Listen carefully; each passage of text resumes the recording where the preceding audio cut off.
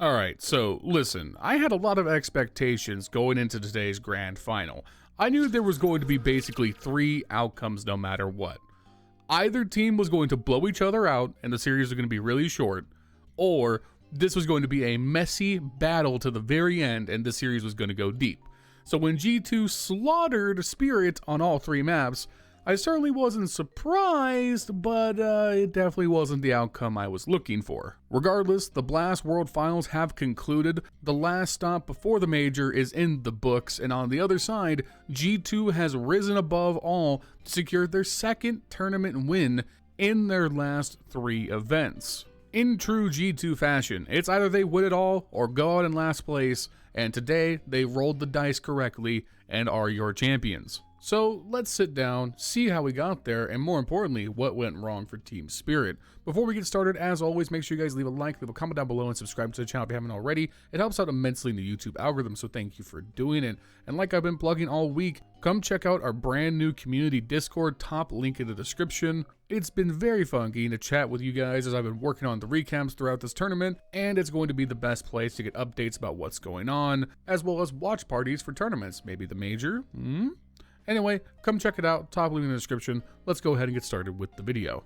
Now, first things first, we're going to jump right into this Mirage game. I'm going to save some of my thoughts about the series for a little bit later on, because this first map was definitely the most interesting of the 3 and by far the closest. Yes, when you go look at that box score and you see a 13-7 G2 victory, it doesn't seem that way, but deep down in the second half, we're talking the thinnest of margins that G2 held on, and if any of some of these rounds swung Spirit's way, I think it's a dramatically different outcome.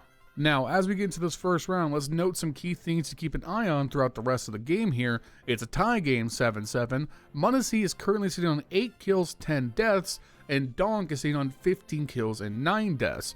Donk had an amazing first half, something we'll touch on more in just a bit, and m0NESY has been kind of quiet to start. Really, G2 are hanging in because of the impact from Malbs. It's the third round of the second half, G2 won the pistol round, more on that in just a bit, and this is Spirit's first full buy round. Now, Spirit have a pretty simple game plan here. They want to be pacey and play towards B and try and exploit that Snack's weakness on the map. Snack's is jump spotting around Van, sees the coming in Spirit rush, and he falls back, covering himself with a smoke to block out any nades. Now, the goal here for Spirit is they want to take out Hunter on Cat, knowing that the rotates from A and mid are going to be slow, so they don't necessarily have to worry about market window right away. Unfortunately, Hunter catches Donk jumping out of the window and there's no trade made. Elsewhere, m0NESY in mid takes out Chopper trying to explore towards the catwalk, which means the push is pretty much instantly fallen apart. Spirit has to fall back, they're in a 3v5, and have to rethink what they're going to do for the rest of the round.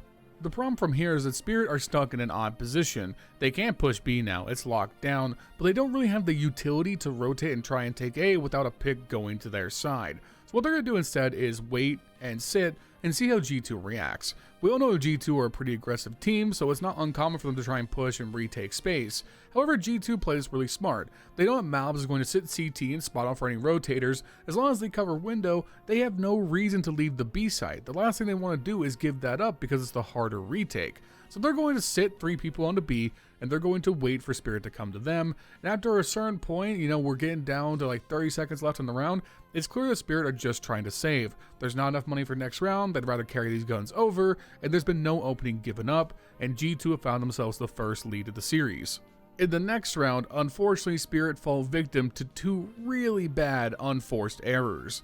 Late into the round, they're going to let some time work out. They're wanting to make a mid-pinch late into A, so they've positioned Donk and Shiro in underpass. We have Chopper top mid, Magix to throw the smokes, and Zontix in the palace to enable the pinch. Magix throws his window smoke, and it literally hits m0NESY in the side of the head. m0NESY was positioned in the left side window to 1 watch mid and 2 deny late window smokes, and he does exactly that, creating a nasty one-way gap. Afterwards, Magix also misses the top con smoke, leaving a big gap there as well. And at this point, things are really starting to fall apart. With m0NESY holding mid no matter what, Nico and Malbs full swing into underpass with full confidence knowing the top mid will be covered and take out Donk and Shiro with ease. This can only happen because of the bad window smoke, giving them the confidence to know that someone hadn't swung out to boxes yet. And with m0NESY still covering mid, there's no hope for Donk and Shiro because they're not expecting to swing whatsoever. This guts the round instantly. And while Zontix has been better at this event, 1v5ing G2 just was not on the cards. Next round is an eco, and G2 managed to not mess that one up. Good job. And these next 3 rounds are where things get very painful for Spirit. They're going back to the fast B hit. This time things go a little bit better at the start. Donk swings out to window, takes care of Hunter immediately, but Snacks and Nico combine to trade out Donk and Zontix right back. Chopper finds the equalizer on Snacks from Catwalk, leaving Nico isolated on site, separate from his teammates who are still rotating. A great Molotov by Shiro flushes him out and gets him killed, leaving us in a 3v2 situation with the bomb going down. And this cuts both ways. Not only do Munacy and Malbs play this perfectly, there are a couple of errors made by Spirit. Now I'm going to pause for a second and give you an idea of what's left in the utility bucket here. Not only does Shiro have a smoke, so does Chopper. So they have 2 things they need to smoke here because they know that the rotates are coming through market right now. They need to smoke door and window so the 2 cat players can try and cross, or at least be safe to wait and play the post plant. The problem is that Chopper throws his smoke immediately into door, leaving Shiro on site by himself to get the bomb down. And Shiro has time to smoke out window to help his teammates before planting the bomb, but he chooses not to. He gets hit by a Molotov as he's planting for Malbs. That Molotov scares him enough to smoke out the molly instead. If he just smoked window to begin with, he could have retreated to cat out of the Molotov right away because his teammates are covering window for him. This open angle into window cost them this round, because nobody's watching from get right for this angle from Munacy in window, and he gets a free pick, leaving us in a 2v2. Malbs hops out window, gets towards the corner, and a great flash by Munacy allows him to take the swing and clear Catwalk, leaving Shiro in a 1v2. Shiro hits a great shot onto Malbs, but he can't find the final shot onto Munacy, and this is the first of 3 consecutive 1v1 clutches that don't go Spirit's way. As we head into the next round, let's talk a little bit about Donk in this situation. He's only gotten 1 kill in the last 4 rounds, and if I had one major criticism of his game, is that there are some moments where when he's really struggling, he tries to force himself into a position to make a play. I also think this is partly a criticism of Chomper and the coaching staff, because you should be able to identify when Donk is struggling and help either enable him to try and make plays, or put him somewhere where he's most likely to succeed. Here in this round, he's going to be going on basically a solo mission to break through into the A site. And of course, they're coming into this round with very low economy and therefore not much utility, so to some extent it's going to be hard for them to take much space to begin with. But Shiro is holding 2 flashes. Donk is holding 1 himself. None of them get used when they try to make their way through connector onto the A site. And I understand they want to hold their intel as long as possible and not make any noise, but as soon as you're through connector, you're getting ready to swing past stairs onto site, that's the time where you need to throw a flash somewhere. You know G2 are on the A site, they're not just going to abandon it, and you need to cover in case Munacy might be lurking in the shadows. Taking a raw swing into A site past stairs is not going to work out more often than not, even if you're Donk. And instead he dies for free. Munacy has free reign on the rest of this round on the A site. Now, to be fair, Zontix does a great job from the Palace lurk, getting 2 picks before getting traded out, giving his team a chance and leaving Shiro and Magix in a 2v3. Magix is still unknown towards the B site in apps with the bomb, so as long as Shiro can continue to be a distraction in connector, odds are Magix will get the site and get the bomb down, which is what he does. It just comes at the expense of Shiro being trapped and unable to rotate. Now, Shiro, I think, should have gone out there soon and maybe crept back into underpass, but I understand that he's in a situation where rotating isn't necessarily easy because he doesn't know if someone's in window or on catwalk, and he might want to try and get a shot off on somebody crossing the jungle. So it's a hard choice to make in that moment, and I recognize that because we're always looking at it from a top-down view. We're not there in the server playing. It does leave Magix in another clutch, and Magix does really well here, works it down to another 1v1, but Munacy clutches up back-to-back rounds, giving G2 match point. And in that final round, you see an even better example of what I'm talking about with Donk. They're going for the fast A hit, Donk swings out first, but he swings too fast. Munacy takes him out, and then gets hit by the A main flashes. If Donk had stuttered his step just a second, he at least gets out and has a chance to make a play, and instead he dies instantly with no possibility of being traded out. Things slow way down as the A hit has been effectively taken care of. Hunter is flanking through T apartments when he gets taken out by Chomper on the rotate, and at the same time, Malbs gets aggressive into Palace and gets punished for it.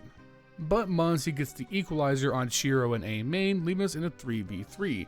And I do like how Spirit plays out the rest of this round. They slow things way down, leaving a lot of doubt in G2's mind. G2 are going to fully rotate off the A site, leaving an opening for the Spirit players to make something happen.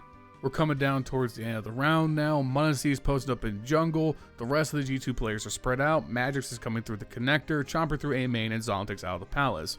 Muncie hits his third shot onto Zontic's, taking him out, but he has no idea about the Magix creep up into the connector. He goes down to that flank right away. Chopper gets the bomb down, and they group up by jungle. Snacks is flanking through T-Apps through T-Spawn. Nico's in CT outside the window. Nico is waiting for his chance to strike. Snacks creates a good distraction with the Molotov through A main, and Chopper, you have to check your corners. You can't walk by the vent in this situation. You don't know where the other players are. You have to be wary of the CT player. This is a simple mistake that leaves Magix in a situation where he can't win the round, and that's just a horrible collapse from Spirit. 3 1v1 situations they failed to convert. Donk only has that 1 kill through the rest of the half. They failed to win a single T round as we head towards Anubis. And like I said, it wasn't for a lack of effort from Donk's part. Up until things fell apart. Like I said, he was leading the server in kills. Early on in the CT half, he was doing God's work with the Deagle, great as usual playing around the connector, and Spirit were going blow for blow with G2. And it's clear that just those losses started to really stack up mentally. G2 continued to build momentum, and they couldn't be broken. And then you add on those heart-crushing 1v1 defeats, and it just simply was too much for Spirit to bear. And honestly, on Anubis and throughout the final 2 maps of the series, it's pretty clear that Spirit just started to fall short. It just wasn't pretty. I mean, this first half of Anubis is close. A 7-5 CT half for Team Spirit is actually pretty promising. That's a great spot to work with on your T side. But once again, G2 win their second half pistol and clean sweep the second half CT defense, which is no small feat on a map like Anubis to begin with. And the first place we have to start with, unfortunately, is Donk. This was his worst map of the tournament, and it couldn't have come at a worse time. He had 0 kills in the second half, something we have never said about Donk at any point since his meteoric rise. It's crazy how little impact he was able to get, and it wasn't for a lack of effort. He put himself into some good spots, but uncharacteristically, he wasn't hitting his shots. Usually when Donk isn't performing at his best, he's still getting at least 1 kill. His KPR over the last couple of months is insane. Like, it truly is rare to see games where Donk does nothing of value, but that's exactly what we got here, and it's really unfortunate. And with no Donk, your primary facilitator, there is nothing to this Spirit offense that's going to work. Zontic and Shiro simply aren't aggressive enough, Magix isn't good enough, and neither is Chomper. So if Donk can't be the point of attack, they have no attack. Transitioning to G2 here, let's go ahead and round out our discussion about pistol round opponents this week. G2 won every single pistol round in this series, and every game they won at this tournament. G2 won both pistol rounds and converted the second round thereafter, and more often than not, they converted it into an early game lead within the first 5 rounds. They are easily the best pistol team in the world. It's not even close, and when this team wins pistols, they win games. Every time G2 has lost in this tournament, it's been at the cost of their pistol round success. Every time they've struggled, it has come at the cost of their pistol round success. When they win pistols, they win series. It's crazy how much they live and die by this. And to some extent, pistol rounds have always had disproportionate power during play. There's no doubt about that. They've always been very lopsided in terms of their importance to the outcome of a half. But in MR12, with the current economy, say it with me, they have way more impact than they used to. And G2 are taking that, capitalizing on it, and running away with it in a way we haven't seen any other team do this year. Because they have to. They don't have the tactical depth to be able to do anything else. They need to dominate games from start to finish. They need to run over you with individual excellence, and they need the money and the ops and the tools to do that. When it works, G2 look like the most unstoppable team in the world. But then you have moments like their early set against Liquid where they got 13-0'd and they looked flat and unable to do anything. They're boom or bust. That is what this lineup is at this point. And we'll just continue this discussion straight into Dust 2 because honestly it's a similar story.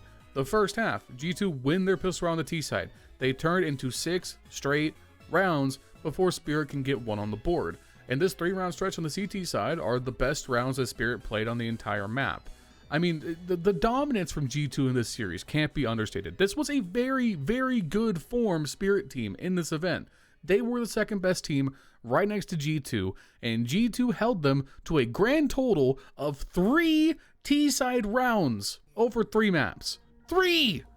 That's unreal when you're talking about a team with Donk and Shiro on it. Add on to that, you have Hunter just popping the fuck off with 27 kills for the map. You know, he can just do that occasionally. He's just one of those guys, very much like a Rain, where he's going to be quiet most series, but not always. As we wind up with some of the footage in the background, let's talk about Munisi. He's walking away with the unanimous MVP for this event, there's no doubt. He ends this series with 52 kills, 31 deaths, 82 ADR, a 1.45 rating. He's the best opera in the world, and he's arguably the best player in the world. It's him, Donk, or ZywOo, and if you make any of those choices, I respect that. He dropped 60-something against ZywOo yesterday. He's just one of those guys. He is a big game player. He loves rising to the moment, and it's dope to see him continue to come back into form. Obviously, if you cast your mind back a few months to when the player break first concluded and we were coming back into events, he was not nearly as good as he was in the first half of the year. He spent the first few events of this split kind of coming back into form, but now he's back. This is godlike Munisi. This is baby goat Munisi, and he's doing it at the right time. We're ramping up to the major, and now G2 have won the last 2 out of 3 events they've participated in. There's no doubt in my mind, despite all their issues I have with this lineup, if G2 were in this form, they are definitely contending to win this major. And listen, they're running out of time. We know Nico is not going to be with this roster for long. This is Nico's last shot to win a major with this core.